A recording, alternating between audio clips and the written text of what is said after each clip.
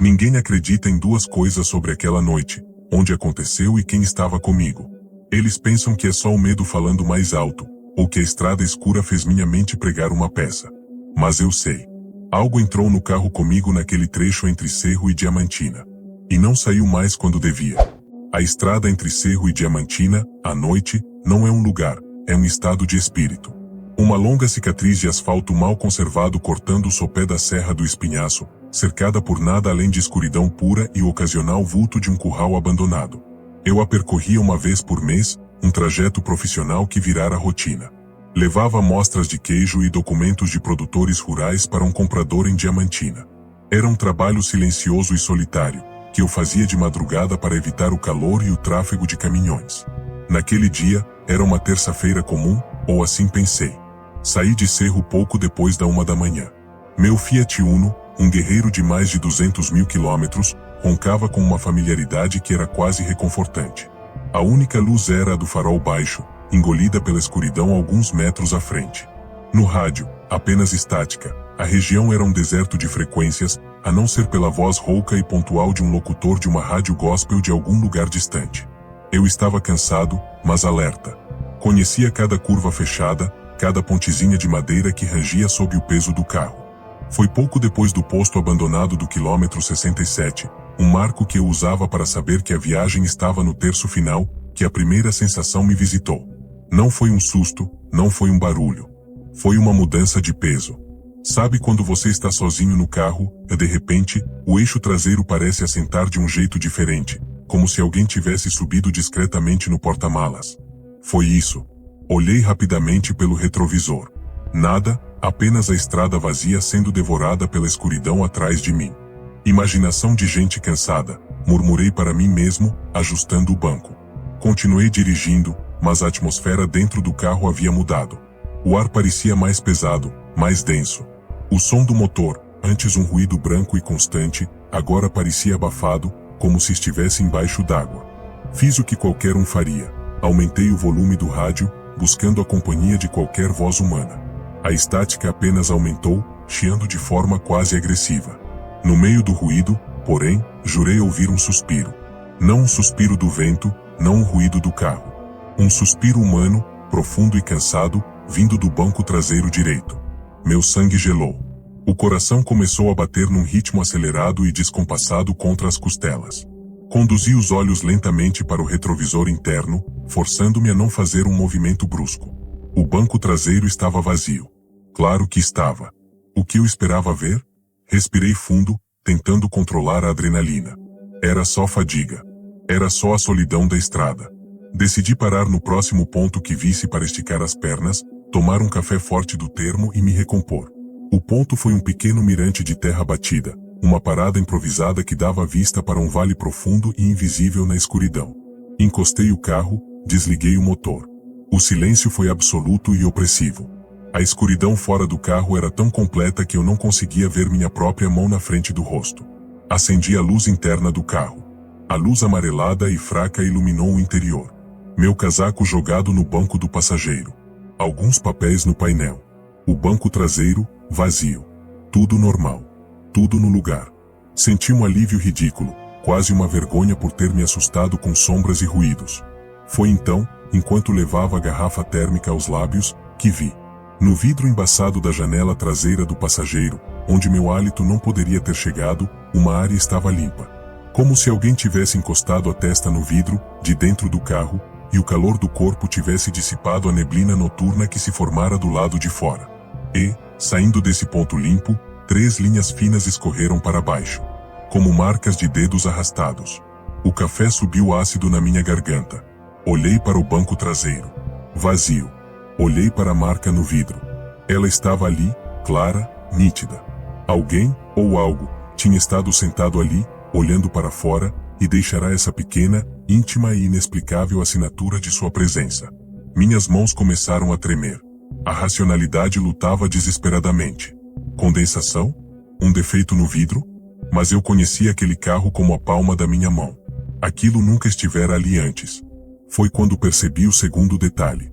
O cinto de segurança do banco traseiro direito, que sempre ficava perfeitamente recolhido ao lado da porta, estava solto. A fivela de metal pousava no assento de veludo, e a faixa de tecido formava uma linha diagonal frouxa através do banco, como se tivesse sido usado recentemente e não recolhido com o clique habitual. Alguém tinha sentado ali. Alguém tinha usado o cinto. E agora não estava mais visível. O pânico, então, não veio como um grito, mas como um silêncio gelado que se instalou no meu peito. Não olhei mais para trás. Religuei o carro com movimentos trêmulos, engatei a primeira e saí do mirante como se algo estivesse me perseguindo. Nos quilômetros seguintes, dirigi em um estado de hipervigilância agonizante. Cada pequeno ruído do carro, um rangido da suspensão, um estalo do plástico do painel, era amplificado na minha mente. A sensação de não estar sozinho era agora uma certeza física, um peso nos ombros, uma presença que ocupava o espaço atrás da minha nuca. Eu não ouvia mais respirações, não via mais nada no retrovisor. Mas sentia. Sentia um olhar fixo nas minhas costas. Sentia o ar se mover de forma errada quando eu virava o volante, como se um corpo se inclinasse levemente na curva. A viagem se transformou em uma tortura. Toda a familiaridade da estrada se perdeu. As curvas pareciam mais fechadas, a escuridão mais hostil. O único pensamento era chegar a Diamantina, a luz, as pessoas. A cidade, quando finalmente apareceu como um punhado de luzes cintilantes no topo da colina, pareceu a coisa mais linda e aliviadora que eu já vira. Dirigi direto para a garagem do pequeno hotel onde sempre me hospedava, um lugar familiar e iluminado. Desliguei o motor e senti o suor frio escorrendo pelas minhas costas. Respirei fundo, olhando para a porta da garagem, segura e fechada. A jornada tinha acabado. A presença, seja lá o que fosse, tinha ficado para trás na estrada. Com um esforço enorme, virei-me lentamente para olhar para o banco traseiro, pronto para encontrar o vazio que provaria que tudo tinha sido minha imaginação. O banco estava vazio. O cinto, no entanto, não estava mais solto. Ele estava perfeitamente recolhido, encaixado no seu mecanismo ao lado da porta, como sempre estivera antes daquela noite. E na janela traseira, as marcas de dedos no vidro embaçado haviam desaparecido. Mas no lugar delas, escritas com a ponta de um dedo na fina camada de poeira do lado de dentro do vidro, havia duas letras, simples e arrastadas. VI. Fiquei paralisado, olhando para aquelas duas letras na poeira. VI. Não era um nome que eu conhecesse. Não era uma palavra. Era um fragmento, um começo de algo não terminado, ou um fim de algo apagado. O alívio de ter chegado a Diamantina evaporou-se, substituído por um novo tipo de frio, mais profundo. A presença não havia ficado na estrada. Ela havia chegado comigo. Com um gesto brusco, quase violento, esfreguei o dedo sobre as letras, apagando-as da vista. Mas não da minha mente. Saí do carro rápido, trancando com o chaveiro, o clique-clac metálico soando ridiculamente mundano. A garagem do hotel, iluminada por lâmpadas fluorescentes que zumbiam, parecia de repente hostil, com sombras longas nos cantos. O recepcionista, seu Geraldo, um homem de meia idade com bigode grisalho e modos calmos, levantou os olhos do jornal quando entrei no lobby. "Boa noite, moço. Ou já é bom dia? Tudo em ordem na estrada?" perguntou, com a familiaridade de quem me via todo mês. Minha voz saiu rouca, tensa. "Tudo tranquilo." Ele inclinou a cabeça, estudando meu rosto. Eu devia estar pálido, com os olhos arregalados. Parece que viu alma do outro mundo. "A estrada tá muito ruim de assombração essa época do ano", brincou ele, com um sorriso que não alcançava os olhos. Era uma piada local comum, um folclore barato para turista. Tentei retribuir o sorriso, mas foi um espasmo. "Só cansaço, seu Geraldo. Vou direto pro quarto." No quarto, as coisas pioraram. Era o mesmo de sempre. Cama grande, armário de madeira escura, uma gravura antiga da cidade na parede. Tranquei a porta e coloquei a corrente. Tomei um banho escaldante, tentando lavar a sensação de sujeira e medo que grudava na pele. A água ruidosa na banheira de plástico, no entanto, não abafou outros sons. Ou melhor, a falta deles. O hotel era silencioso, mas não daquele silêncio absoluto do mato. Era o silêncio de um prédio cheio de pessoas adormecidas. E no meio desse silêncio, eu jurava ouvir, vindo do corredor vazio, o som baixo e rítmico de alguém andando. Passos lentos, ponderados. Parando diante da minha porta. Fiquei imóvel na banheira, a água esfriando ao meu redor. A respiração presa. Os passos não continuaram. Não houve batida. Apenas uma pausa longa e carregada, como se quem estivesse lá fora também estivesse escutando. Depois, o som recomeçou, afastando-se devagar, até sumir. É outro hóspede, forcei-me a pensar. Alguém chegando tarde. Um funcionário. Mas eram 3 da manhã. E o som não tinha vindo do elevador ou das escadas. Pareceu começar exatamente em frente ao meu quarto. Seco e vestido, deitei na cama, as luzes todas acesas. O cansaço era um peso de chumbo, mas o sono não vinha. Cada pequeno ruído do prédio, o ronco de um cano, o estalo da madeira, me fazia saltar. Meu ouvido estava sintonizado em uma frequência específica, a respiração que não era minha. Eu esperava ouvi-la. Adormeci por exaustão, não por paz. O sono foi infestado por sonhos fragmentados e inquietantes. Sonhei com a estrada, mas as curvas não levavam a lugar nenhum, formando um laço infinito. Sonhei que olhava pelo retrovisor e via uma figura sentada atrás, de perfil, olhando para a janela. Sempre de perfil. Nunca dava para ver o rosto. E no sonho, uma voz baixa e granulada, como a estática do rádio, sussurrava: "Você já passou aqui antes. Você sempre passa." Acordei de sobressalto com o primeiro raio de sol entrando pelas frestas da persiana. Suado, com o coração acelerado. A luz do dia trouxe uma racionalidade frágil, mas bem-vinda. Tudo parecia menos ameaçador. As letras no vidro? Poeira e nervosismo. Os passos no corredor? Histeria. O cinto de segurança? Eu mesmo devo tê-lo soltado sem perceber, ao jogar alguma coisa no banco de trás. Tinha trabalho a fazer. Entreguei as amostras e os documentos, um processo mecânico que me ancorou na normalidade. As pessoas sorriam, falavam de preços do queijo e da chuva, viviam suas vidas sólidas e reais. A noite anterior começou a se desfazer como um pesadelo ao amanhecer. Decidi voltar para Cerro ainda de dia. A ideia de enfrentar aquela estrada de noite de novo me enchia de pavor. Por volta das 4 da tarde, com o sol ainda alto, estava de volta no meu Uno. Inspecionei o interior. Limpo, vazio, normal. Nenhuma marca no vidro. O cinto, recolhido. Respirei aliviado. Tinha sido só um surto. Fadiga. Isolamento.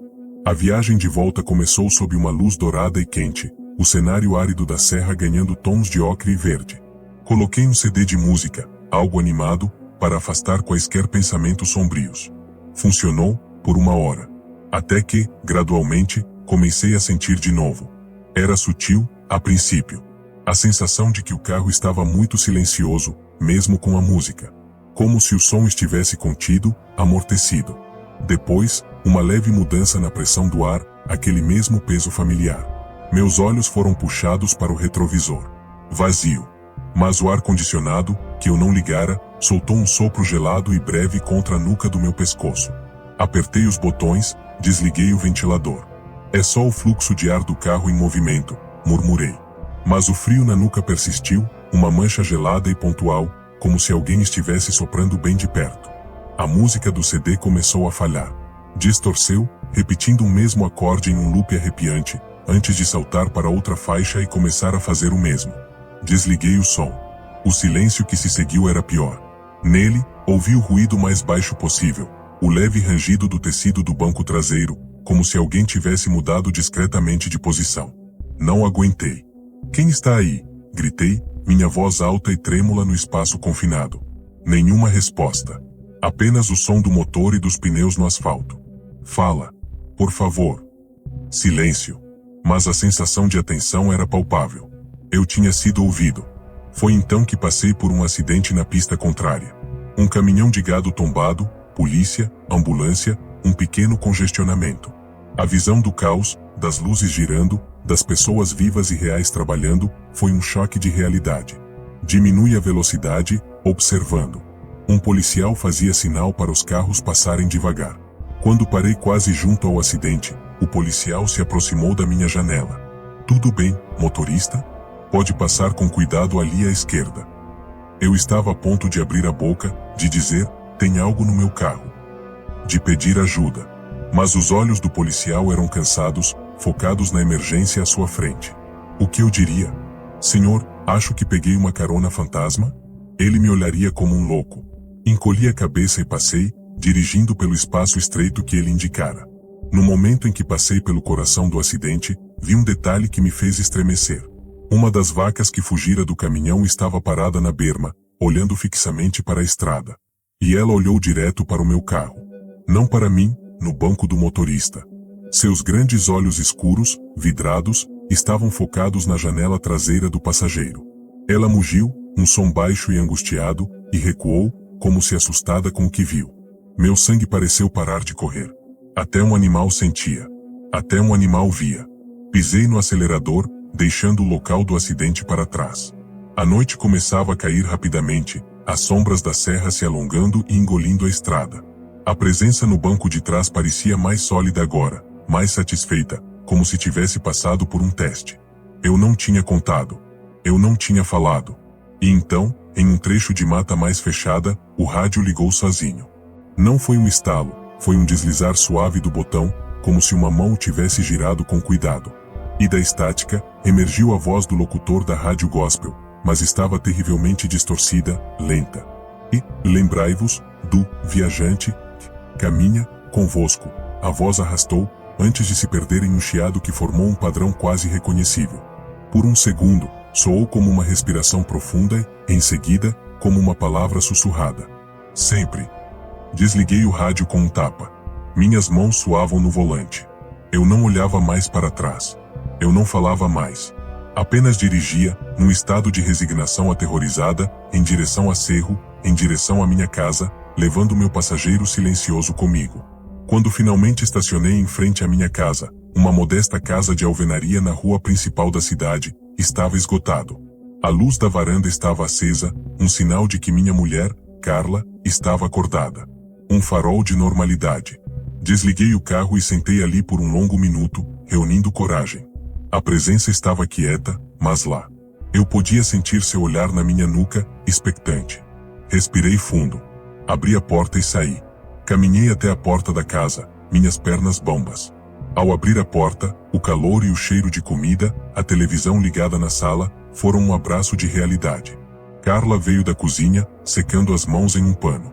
Chegou tarde. Tudo bem? Você está pálido. Eu abri a boca. As palavras aconteceu algo estranho na estrada estavam na ponta da língua. Mas o medo de soar insano, o medo de que ela não acreditasse, o medo de trazer aquilo para dentro de casa de verdade, travou minha voz. E, atrás de mim, pela porta ainda entreaberta, veio o som mais discreto possível. O clique suave, metálico e solitário, da fivela do cinto de segurança sendo liberada no banco traseiro do carro. Carla franziu a testa. O que foi esse barulho? Eu virei e olhei para o carro, parado na escuridão da rua. A luz interna não se acendeu. Estava tudo escuro lá dentro. Nada, disse, minha voz uma crosta. Deve ter sido o portão do vizinho. Tive um dia cansativo, só isso. E entrei em casa, fechando a porta atrás de mim, tentando trancar fora não apenas a noite, mas a certeza absoluta de que eu não tinha voltado sozinho. Os dias seguintes foram um exercício de normalidade forçada. Acordar, trabalhar no pequeno escritório que eu tinha no fundo do quintal, jantar com Carla, ver TV. A rotina era um escudo frágil contra o que eu carregava dentro de mim. Ou, mais precisamente, contra o que eu trazia para dentro de casa. Porque a presença não ficou no carro. A primeira noite em casa, dormi mal. Acordei várias vezes com a sensação de que o quarto estava mais cheio do que deveria. Não era um som, não era uma visão. Era a percepção aguçada do espaço ocupado. Como quando você está em uma sala escura e sabe, que não está sozinho, mesmo sem ver ou ouvir ninguém. Carla dormia profundamente ao meu lado, e eu ficava deitado, olhos arregalados para o teto, escutando a casa estalar. Em uma dessas vezes, jurei ouvir o som de passos muito leves, quase imperceptíveis, descendo as escadas de madeira que levavam à sala. Passos que paravam no patamar, como se alguém se sentasse no degrau do meio, apenas para observar. De manhã, desci com o coração aos pulmões. Não havia nada, é claro. A luz do sol entrava pela janela da cozinha, iluminando a mesa posta por Carla. Você tá andando de noite, amor? Ela perguntou, passando manteiga no pão. Ouvi uns passos lá embaixo de madrugada. Um nó se formou na minha garganta. Deve ter sido o vento nas tábuas, respondi, evitando seu olhar. Essa casa é velha. Ela concordou com a cabeça, mas seu olhar ficou um segundo a mais em mim, estudando. Carla era perceptiva. Ela estava sentindo a mudança em mim, a distância, o medo que eu tentava enterrar sob cada gesto cotidiano. O carro tornou-se um objeto de repulsa. Evitava usá-lo. Se precisava ir ao mercado, ia a pé. O Uno ficou estacionado na rua, um mausoléu de metal que guardava um segredo. Comecei a notar pequenas alterações nele. Uma manhã, o rádio estava ligado, no volume mais baixo possível, sussurrando estática quando entrei para pegar um documento do porta-luvas. Outra, encontrei o banco do passageiro ajustado para trás, numa posição mais reclinada que a minha, como se alguém mais alto tivesse dirigido. Eu nunca o ajustava. E Carla não dirigia aquele carro. A gota d'água veio numa quarta-feira. Precisava ir até a cidade vizinha, Curvelo, resolver uma burocracia urgente. Não tinha como escapar. Peguei a estrada estadual, uma via mais movimentada e iluminada que a serrania, durante o dia. A ansiedade era um enjoo constante no estômago. A cada olhada no retrovisor, esperava ver algo. Mas estava sempre vazio. Na volta, já com o céu escurecendo, parei num posto de gasolina para abastecer. Enquanto o frentista trabalhava, desci para limpar o para-brisa. Foi quando vi, através do vidro traseiro, o assento de trás. E meu coração parou. Sentado no meio do banco, onde antes havia apenas o vazio, estava um pequeno objeto. Um bonequinho de pano, desses artesanais, feito de retalhos marrons e bege. Tinha botões como olhos e um risquinho de linha vermelha como boca. Era estranhamente antigo, sujo nas bordas. Eu nunca tinha visto aquilo na minha vida. Com as mãos trêmulas, abri a porta traseira e peguei o boneco. Era frio ao toque, e havia um leve cheiro de mofo e terra, o cheiro de algo muito tempo guardado num lugar escuro. Uma onda de puro terror me inundou. Aquilo era uma mensagem. Uma prova física. Alguém, aquilo, tinha colocado um objeto no meu carro. Não era mais apenas sensação. Era tangível. O frentista se aproximou. Tá tudo em ordem, senhor? Pagamento é no caixa. Escondi o boneco atrás das costas, como um adolescente pego em flagrante. Tudo. Obrigado. Voltei para o carro e joguei o boneco no porta-luvas, fechando com força. Durante o resto do caminho, senti a presença dele ali, a poucos centímetros do meu joelho, como uma bomba relógio de pano e terror. Cheguei em casa já no escuro. Carla estava na casa da mãe dela, ajudando com algo. A casa estava vazia e silenciosa, um silêncio que agora ecoava. Entrei, movido por um impulso irracional de me livrar daquilo, peguei o boneco do carro. Não queria que Carla ouvisse. Caminhei até o fundo do quintal, até a velha lareira de barro que usávamos para queimar lixo de jardim. Acendi um fogo rápido com gravetos secos e joguei o bonequinho nas chamas. Ele não queimou como um pano comum. As chamas o envolveram, mas ele parecia resistir, mantendo sua forma por um tempo anormalmente longo. Os botões olhos brilharam refletindo o fogo, parecendo me observar enquanto eram consumidos. E então, com um estalido baixo, ele se desfez em cinzas. Sentei no chão de terra, exausto, observando as brasas morrerem. Talvez agora estivesse livre. Errado. Quando voltei para dentro, a sensação dentro de casa havia mudado. Antes era uma suspeita, um desconforto. Agora era uma ocupação.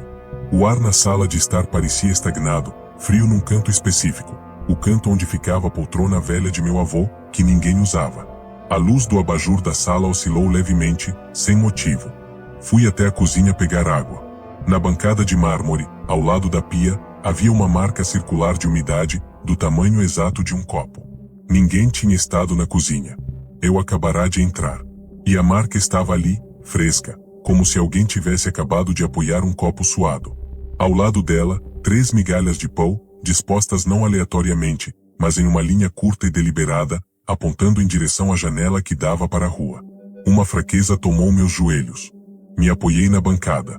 Não eram alucinações. Eram interações. Pequenas, sutis, mas reais. A presença não era uma sombra passageira da estrada.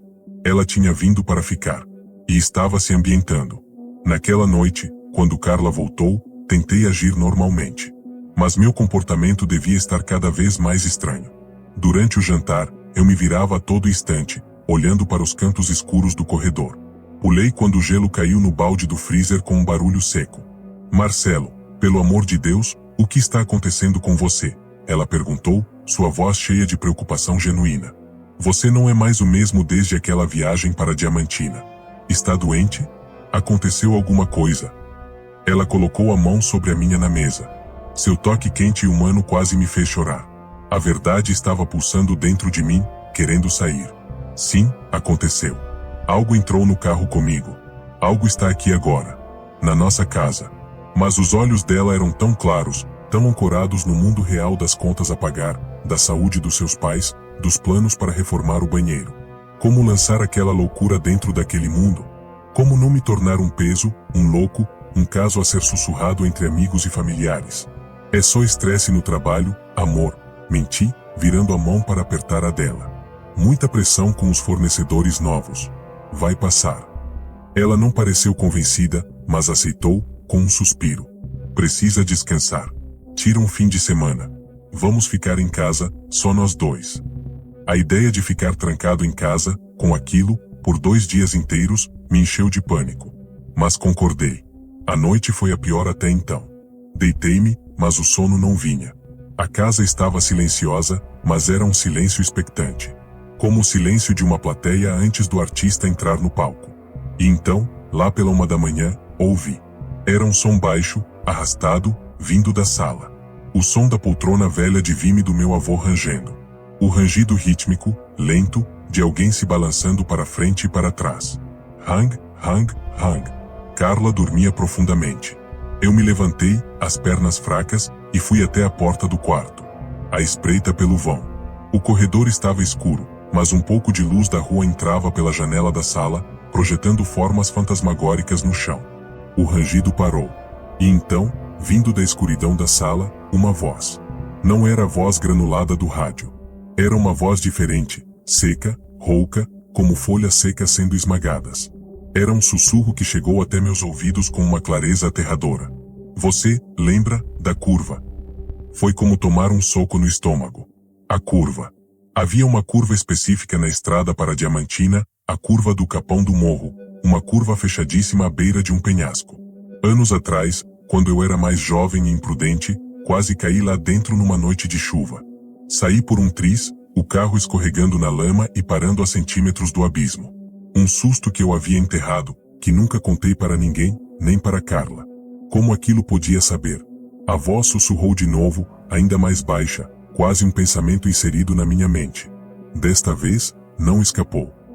Recuei para a cama, me encolhi debaixo dos lençóis, tapando os ouvidos. O rangido da poltrona não recomeçou. Mas eu sabia. Ele não estava apenas na minha casa. Ele estava na minha história. Ele estava cavando nas minhas memórias mais escondidas e usando-as contra mim. Na manhã seguinte, exausto e derrotado, tomei uma decisão. Eu não podia mais carregar isso sozinho. Precisava contar para alguém. E não para Carla. Precisava de alguém que, por ofício ou por crença, pudesse entender, ou pelo menos não me achar completamente louco. Lembrei-me do seu antenor, um homem mais velho que conhecia da cidade. Ele era uma figura meio excêntrica, conhecido por conhecer todas as histórias antigas da região, as lendas, os causos. Diziam que seu avô tinha sido um benzedor, alguém que lidava com coisas do outro lado. Era um tiro no escuro, mas era o único que eu conseguia pensar. Enviei uma mensagem para Carla dizendo que tinha um compromisso de trabalho inesperado. Peguei o carro, o ar dentro dele agora parecia permanentemente frio e pesado, e dirigi até a humilde casa de seu antenor, na periferia da cidade. Ele me recebeu na varanda, tomando um café. Um homem magro, de olhos muito claros e inteligentes.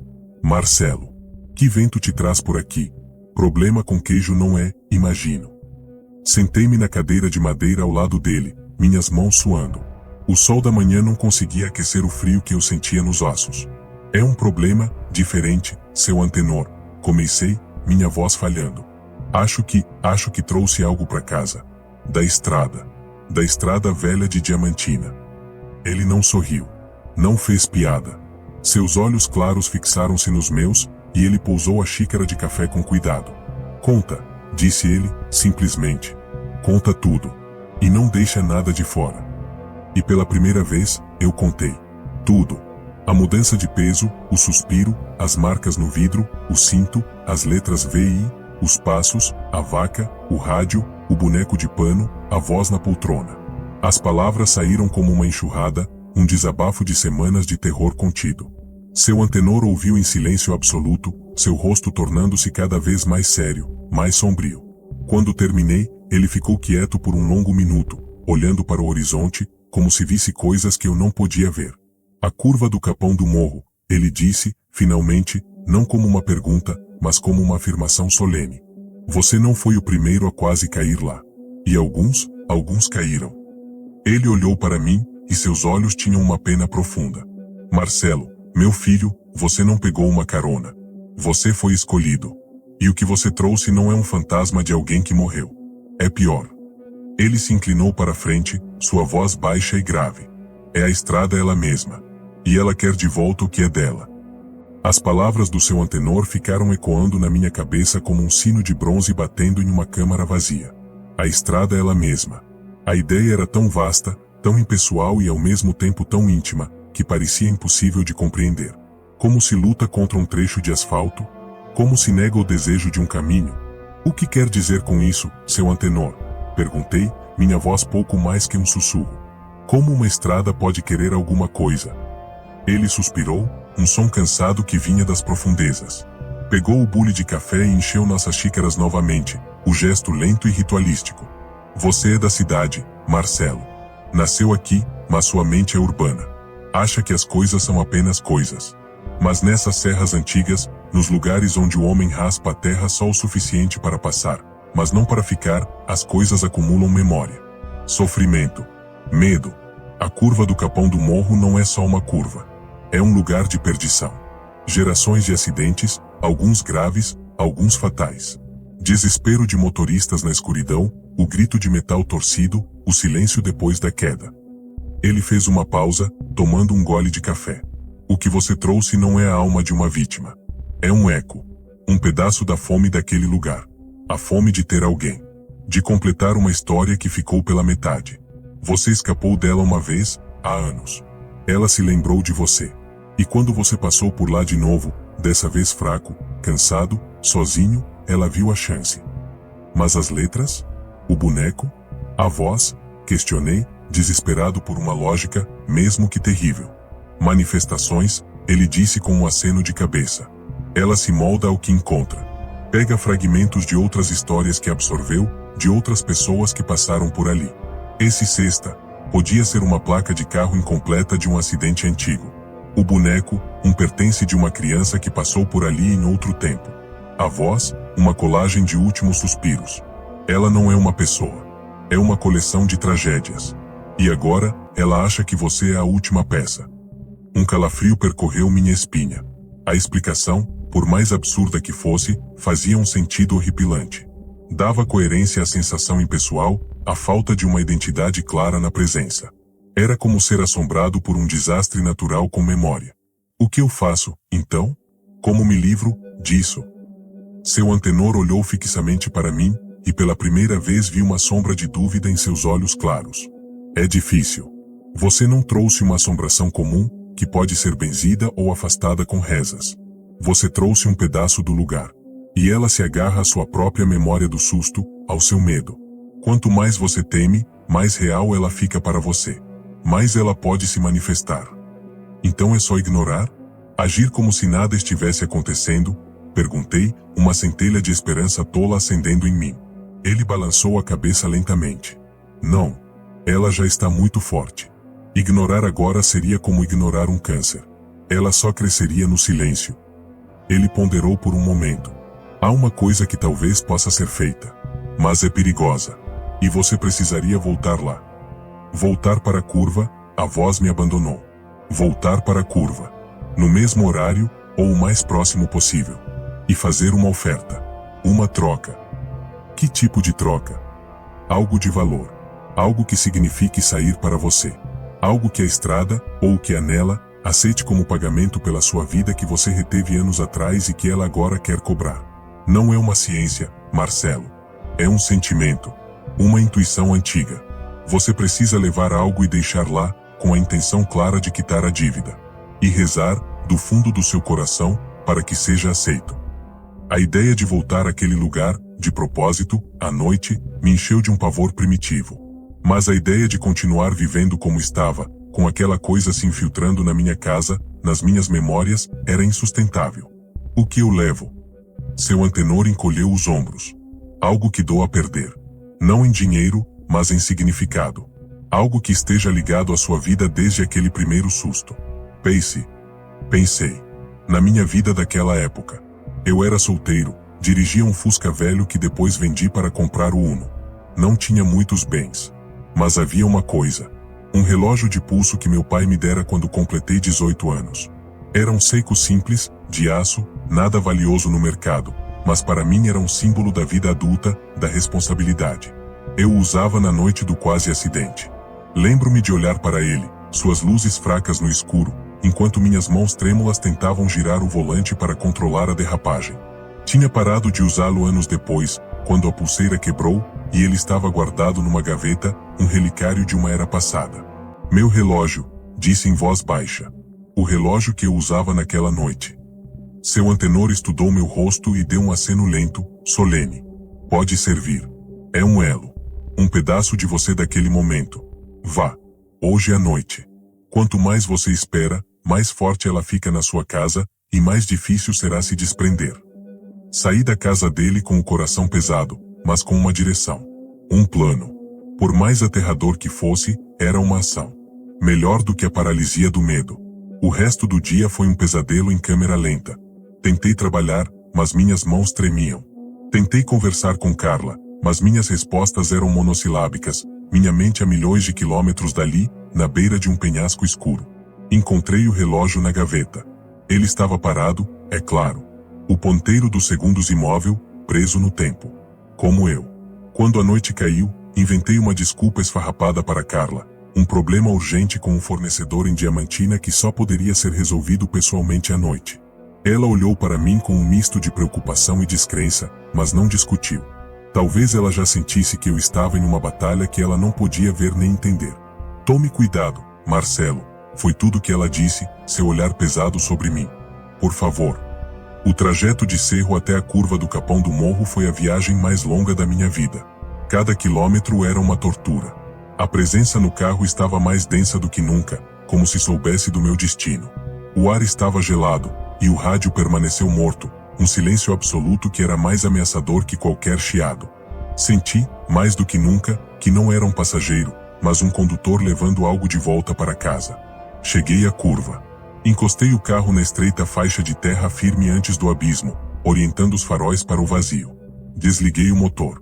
A escuridão era total, engolindo a luz dos faróis a poucos metros. O vento uivava lá embaixo, no vale invisível. Saí do carro, as pernas bambas.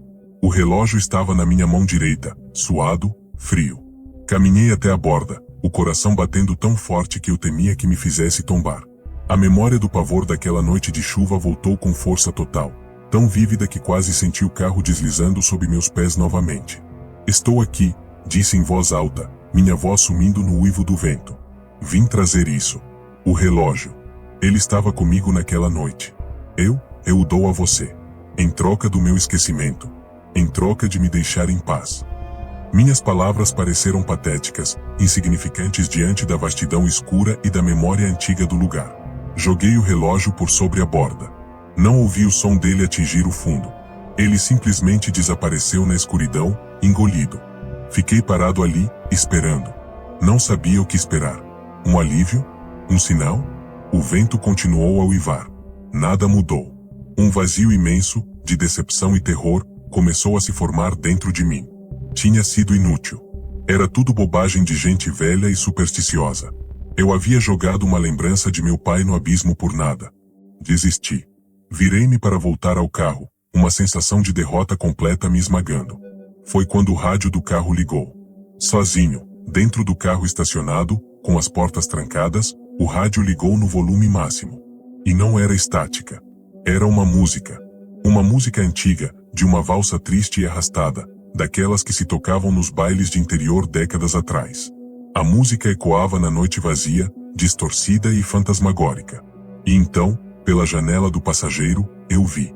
Dentro do carro, sentado no banco do passageiro, estava uma silhueta. Não era uma pessoa definida. Era uma forma escura, sem detalhes, como uma mancha de óleo com densidade humana. Mas ela estava lá, olhando para frente, através do para-brisa, como um passageiro qualquer esperando a viagem recomeçar. E no banco de trás, outra silhueta. E outra. O carro estava cheio. Não de pessoas, mas de sombras. De ecos. de pedaços de histórias interrompidas que a estrada havia coletado.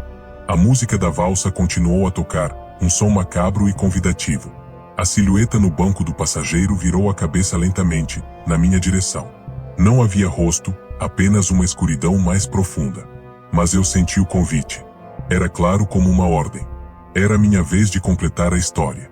De preencher o assento do motorista e levar aquela carga de sombras para sempre, num passeio sem fim pela estrada que agora era parte de mim. Um frio mortal, que não vinha do vento, mas do mais profundo do meu ser, congelou meu sangue. Não era mais medo. Era uma compreensão final. A oferta não fora rejeitada. Apenas não era suficiente. O tempo parou. A valsa fantasmagórica, distorcida e arrastada, era a única coisa real no universo, costurando a escuridão da serra às sombras dentro do meu carro. Eu estava do lado de fora, na beira do nada. Elas estavam lá dentro, esperando. O convite era absoluto. Mas algo dentro de mim, um instinto animal de sobrevivência mais antigo que qualquer superstição, reagiu. Não foi coragem. Foi um puro e simples não. Meu corpo agiu antes que minha mente pudesse processar o horror. Virei-me e corri. Não para o carro, mas para longe da borda, para longe da estrada, escorregando e tropeçando no terreno irregular, entrando no matagal fechado que beirava o asfalto. Galhos arranhavam meu rosto e braços, a escuridão era quase física. Não sabia para onde ia, só precisava fugir daquele som, daquela visão. A música do rádio, incrivelmente, começou a ficar mais alta, como se o volume aumentasse sozinho, perseguindo-me pela mata. E então, ela parou de repente. O silêncio que se seguiu foi pior. Ouvi o motor do meu Uno dar partida. O som familiar do motor de 4 cilindros, que eu conhecia tão bem, roncou na noite. Não era um rugido, era um ronco baixo, satisfeito. Olhei por entre os galhos. Os faróis se acenderam, cortando a escuridão. O carro começou a se mover sozinho, lentamente, fazendo uma curva apertada no trecho estreito. Não havia ninguém ao volante. A silhueta no banco do passageiro ainda estava lá, olhando fixamente para frente. O carro se alinhou na estrada, apontando na direção de Cerro. Para minha casa. Ele não estava me esperando para dirigir. Ele ia embora sem mim. Um novo tipo de pânico, agudo e visceral, tomou conta de mim. Meu carro. Minha casa. Carla. Aquele carro cheio daquilo, indo em direção à minha mulher, que estava sozinha, desprevenida, esperando por mim. Não! Gritei, arrancando-me do matagal e correndo para a estrada. O carro já estava a uns 50 metros, acelerando lentamente. Corri como um louco, minhas pernas queimando, meu pulmão arfando. Gritei o nome de Carla, gritei para o carro parar, uma mistura de súplicas e palavrões que se perdeu no vento.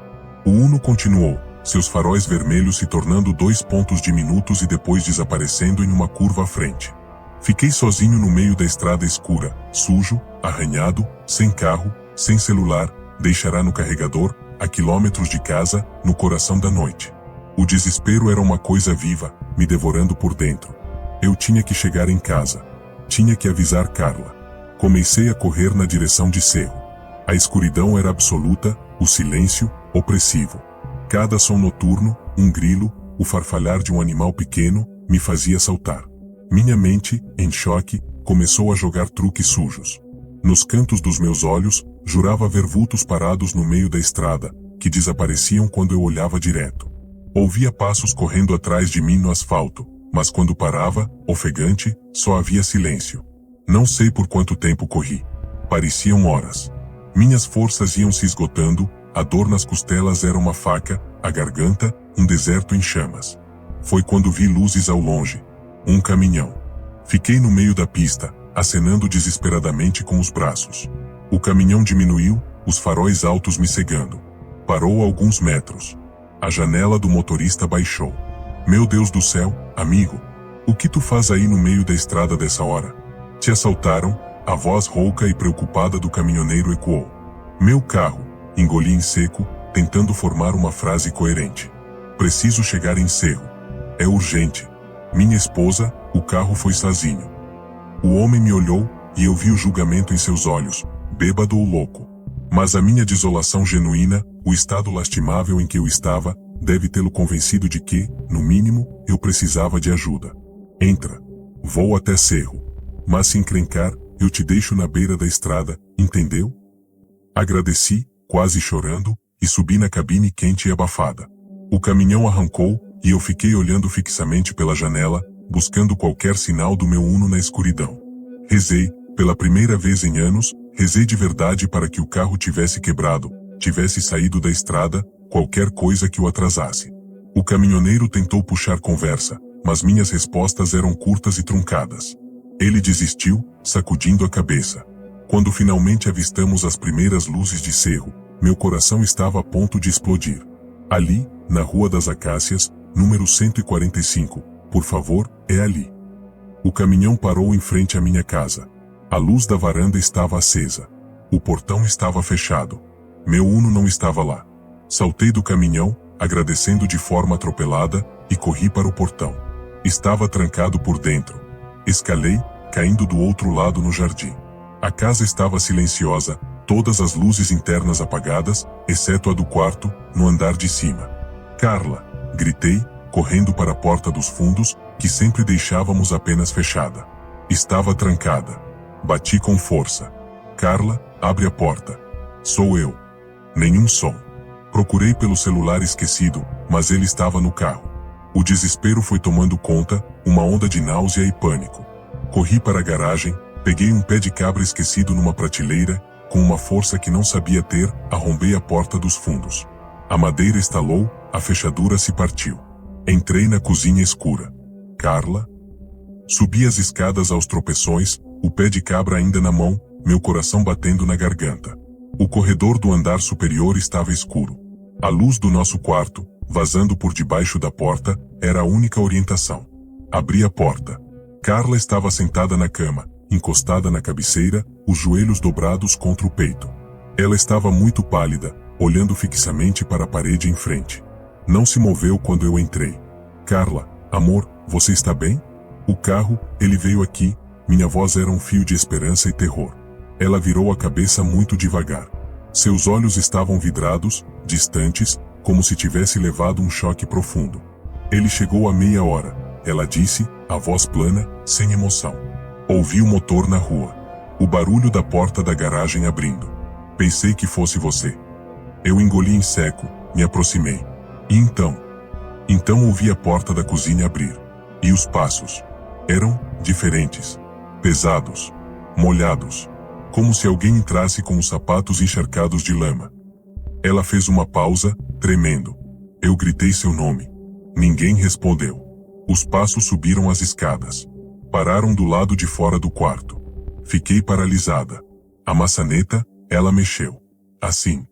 Ela apontou para a maçaneta da porta, que estava intacta. Mas a porta estava trancada? Perguntei, confuso. Eu não tranquei, ela sussurrou. Mas ela não abriu. Ficou só, mexendo. Por um longo tempo. E então, do lado de fora, alguém, alguma coisa, começou a arranhar a madeira. Devagar. De cima para baixo. Como se estivesse tentando entrar, ou só me lembrar que estava lá. Ela envolveu os braços ao redor dos joelhos, encolhendo-se. Depois, os passos desceram. Ouvi a porta da cozinha se fechar. E o carro saiu. Foi embora. Sentei-me na cama ao lado dela, exausto, aniquilado. O alívio por ela estar fisicamente ilesa era ofuscado pelo horror do que acontecerá. A entidade, a estrada, o que quer que fosse, não havia vindo para machucá-la fisicamente. Viera para mostrar. Para provar que podia chegar até o meu santuário, até o que eu mais amava. Viera para marcar seu território. Abracei Carla, e ela finalmente se desmanchou, chorando baixo, um choro de susto e confusão. O que está acontecendo, Marcelo? O que é isso? Desta vez, não tive como mentir. Sentei com ela na sala, com todas as luzes acesas, e contei. Tudo, desde o começo. A história soou ainda mais insana em voz alta, sob a luz brilhante da lâmpada da sala. Mas ela me ouviu em silêncio, seu rosto passando por estágios de incredulidade, medo, por fim, uma terrível aceitação. No dia seguinte, o Uno foi encontrado pelo posto da PRF, abandonado na própria curva do Capão do Morro, o tanque vazio, as portas destrancadas, a chave na ignição. Fui buscá-lo rebocado. O carro cheirava a mofo úmido e terra, e no banco do passageiro, no tecido do assento, havia uma mancha escura e úmida, com o formato aproximado de alguém sentado. Uma mancha que não saía, não importava o quanto esfregássemos. Vendemos o carro por uma mixaria, para um rapaz de outra cidade que não se importou com a mancha ou com o cheiro. Mudamo-nos de Cerro 3 meses depois, para uma capital, um apartamento no 10º andar, onde o barulho da cidade nunca cessa. Carla insistiu. Ela não conseguia mais dormir naquela casa, dizia que ainda ouvia os arranhões na porta do quarto. Nunca mais dirigi por aquela estrada. Nem de dia. Às vezes, em noites muito quietas no apartamento, mesmo com o ruído distante do trânsito, acordo com a sensação familiar, a de que não estou sozinho no quarto. E se fico muito tempo parado, imóvel, começo a ouvir, muito ao longe, quase uma alucinação auditiva, os acordes distorcidos e arrastados de uma valsa antiga. E eu me pergunto, sempre, se eu realmente escapei. Ou se, ao levar aquela coisa até minha casa, até minha mulher, eu apenas estendi a estrada. Apenas mudei o ponto final da viagem.